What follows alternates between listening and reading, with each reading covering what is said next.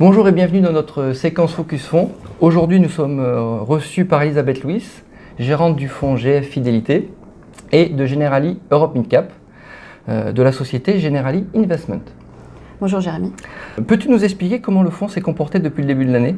Oui, il s'est bien comporté, puisqu'on a réussi à dégager de la performance tous les mois, dans un environnement avec une volatilité relativement faible, puisque ce fonds appartient à la catégorie des fonds prudents.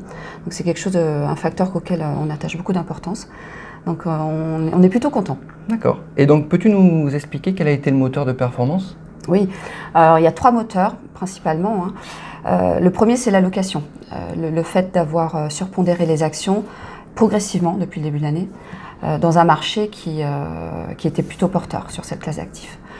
Le deuxième facteur, obligataire importante, et sur cette partie-là, le fonds est sous-sensible à la variation des taux d'intérêt. Donc ça, c'était positif aussi, c'est un moteur de performance. Et enfin, le dernier, c'est la sélection des titres. Aussi bien sur la partie obligataire, où Éric Domergue, qui est le gérant dédié sur la poche taux, a sélectionné des valeurs, notamment d'entreprise, plutôt que des valeurs d'État. Et moi, sur la partie OPCM Action, on a eu une sélection aussi bien sur la poche européenne qu'internationale qui a été porteuse. D'accord. Donc là, on comprend beaucoup mieux comment le fonds est investi. Par contre, tu pourrais nous expliquer ton processus de sélection des valeurs actions? Oui, bien sûr. Donc, comme je vous disais, sur la partie action, ce sont des OPCVM. Et on a un univers hyper large sur les OPCVM, puisqu'on peut aller sur des OPCVM français, mais aussi des OPCVM européens. Et parfois même des OPCVM qui sont fermés à la commercialisation en France. C'est le cas aujourd'hui. Dans GF Fidélité, j'ai un fonds qui est ce qu'on appelle en soft close. Moi qui suis cliente, je peux en remettre et sortir quand je veux. Donc ça, c'est un atout. Pour répondre à ta question sur la sélection, comment je fais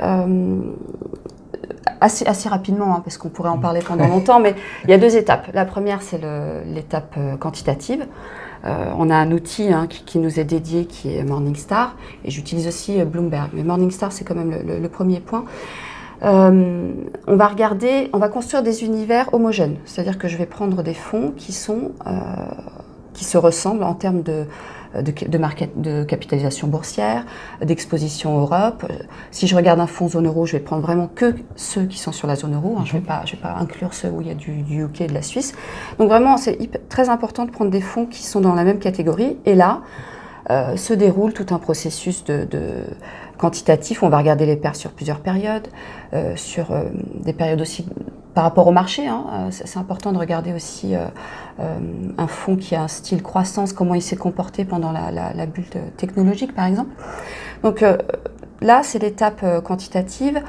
La stabilité des performances, tous les ratios de volatilité, les ratios de risque, etc. Le couple rendement-risque aussi, c'est très important. Je me permets de rebondir justement, Ouais. Tu parles de volatilité. Comment tu arrives à gérer la volatilité dans le portefeuille? Alors, ça se fait en amont, effectivement. Alors, c'est très important, la volatilité. Actuellement, GF Fidélité est à une échelle de risque 3. De 1 à 7, il est à 3. Donc, au niveau dès le départ, dans la construction, on va construire du portefeuille, on va faire des matrices de corrélation. On va regarder comment un fonds se comporte par rapport à un autre. L'idée, c'est de pas cumuler des risques, mais c'est de les diversifier. Moi, je veux une poche hyper diversifiée qui m'apporte, que chaque fonds que je mette dedans m'apporte. Mais aussi, il ne faut pas qu'il augmente mon risque. Donc voilà, c'est vraiment... C'est un jeu habile entre la bonne sélection et la volatilité pour contribuer à la performance. Tout à fait. Et il faut qu'on conserve cette approche patrimoniale. Ça, c'est très important. Voilà, donc ça, c'était... et juste, je te disais... donc la volatilité, c'est une première étape, la construction du portefeuille, la sélection quantitative. Après, il y a une étape qualitative. Systématiquement, on rencontre les équipes de gestion, on rencontre la société et on regarde si ce qu'on a vu quantitativement, le cahier des charges du gérant correspond à ce qu'on a vu aussi quantitativement. S'il me dit qu'il regarde que les valeurs qui ont un style croissance, mais que il se comporte plutôt, il a un autre comportement quantitativement, ça colle pas. Moi, il faut qu'on m'explique, il faut que je comprenne. Et ça, c'est le qualitatif, c'est la rencontre. D'accord. Merci beaucoup Elisabeth pour cette rencontre et ces explications du fonds GF Fidélité et comment tu organises la sélection de valeurs pour contribuer à la performance.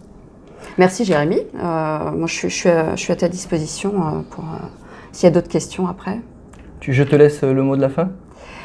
Le mot de la fin, alors je m'occupe de la partie action, hein. Je vous le disais, on est optimiste, on est plutôt optimiste maintenant. Pourquoi? Parce qu'on a quand même une macroéconomie avec des chiffres qui sont plutôt encourageants et aussi des résultats des entreprises qui vont aussi dans ce sens-là.